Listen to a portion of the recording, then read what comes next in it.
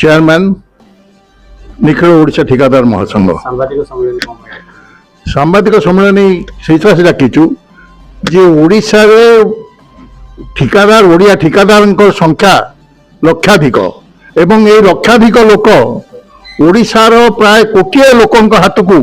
कि 1.5 कोटी लोक हाथ को पार्टी की खाद्य जोगाउछंती। आज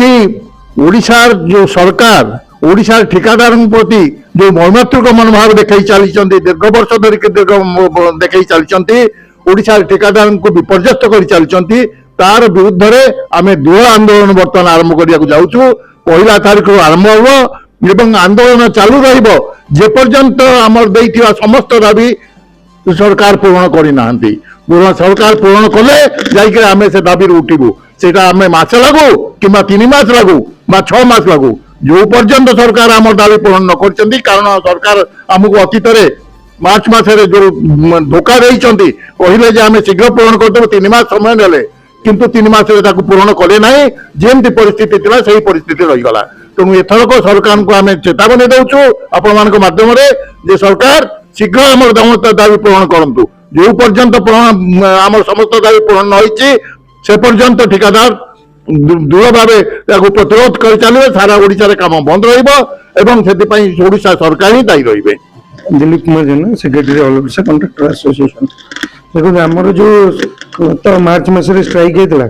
सरकार आमको गोटे लिखित प्रतिश्रुति भी देकी जाइए जे तुमर जो जो दाबी गुरा अच्छी आम 3 मास भितर समस्त दाबी को आम पूरण करूँ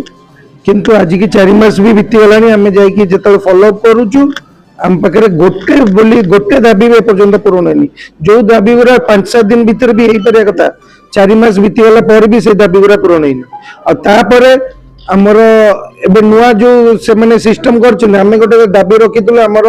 छोट कॉन्ट्रैक्टर जो आमर 1,25,000 कॉन्ट्रैक्टर भीतर 1,10,000 कॉन्ट्रैक्टर आमर सी और डी क्लास कॉन्ट्रैक्टर और बी क्लास कॉन्ट्रैक्टर सेमानक पई जो 5 लाख शॉर्ट टेंडर नोटिस को सरकार उठे देबा को चेष्टा करथिले आमे तम कहितलु नाही 5 लाख टाको रखिया पे तो सरकार राजी भी हेतला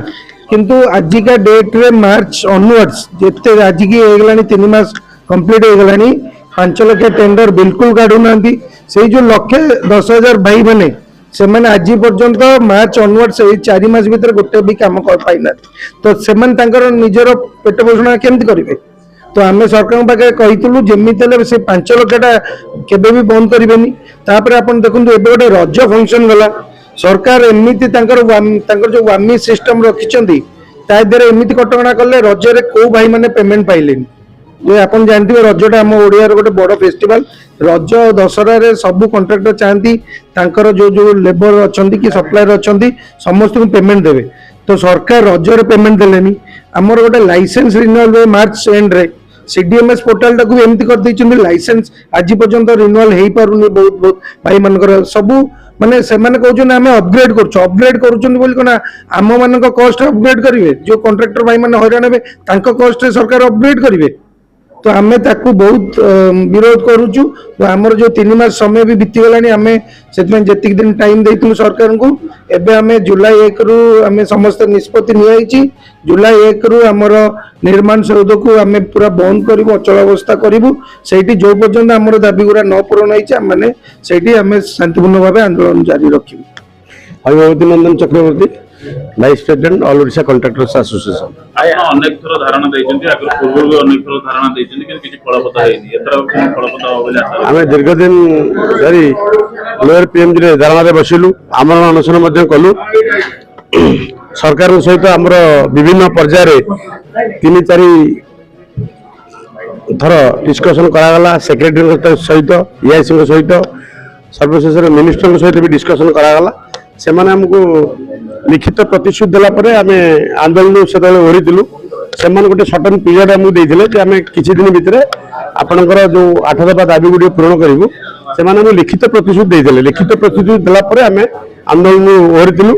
बर्तमान से 3 मास हो गलानी से आमको गोटे मसे 1.5 मास समय देते मसे 1.5 मास पर्यायक्रमे 8टा दाबी आपंकर पूरण हम कि अद्यावधि गोटे दाबी सरकार आम पूरण करना विभिन्न असुविधा आमको हो र मटेरियल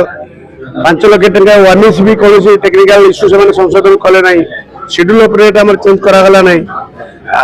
EPS ପାଇଁ ଯୋଉ ଆମେ ଡିମାଣ୍ଡ କରିଥିଲୁ ସେଗୁଡ଼ା ବି ସଂଶୋଧନ କରାଗଲାନି, ଯାହା ଫଳରେ ସାରା ଓଡ଼ିଶାର ଇଲେକ୍ଟ୍ରିକାଲ PS ସିଭିଲ ସବୁ କଣ୍ଟ୍ରାକ୍ଟର ମାନେ ଅକଥନୀୟ ଅସୁବିଧାର ସାମ୍ନା କରୁଛନ୍ତି। ଆଜ୍ଞା ସରକାରଙ୍କ ପ୍ରତିଶ୍ରୁତି ପାଣିର ଗାର ଆମେ ଯେତେବେଳେ ଅନୁଭବ କଲୁ ସରକାର ଆମର କୌଣସି ଦାବି ମାନିଲେ ନାହିଁ, ଆମେ ଆସନ୍ତା 1 ତାରିଖ ଦିନ ନିର୍ମାଣ ସଦୁ ସାରା ଓଡ଼ିଶାର 32ଟା ସାଂଗଠନିକ ଜିଲ୍ଲାରୁ ଆମର ଶହ ଶହ ସଂଖ୍ୟାରେ ଠିକାଦାର ଆସିବେ, ଆମେ ଘେରାଉ କରିବୁ। ଯେ ପର୍ଯ୍ୟନ୍ତ ଆମର ଦାବି ସରକାର ପୂରଣ ନ କରିଛନ୍ତି ଅଲ୍ ଓଡ଼ିଶା କଣ୍ଟ୍ରାକ୍ଟର ମିଳିତ ମଞ୍ଚ ପଛକୁ ଘୁଞ୍ଚିବାର ନାହିଁ, ଯେ ପର୍ଯ୍ୟନ୍ତ ଆମର ଦାବି ପୂରଣ ହୋଇନାହିଁ।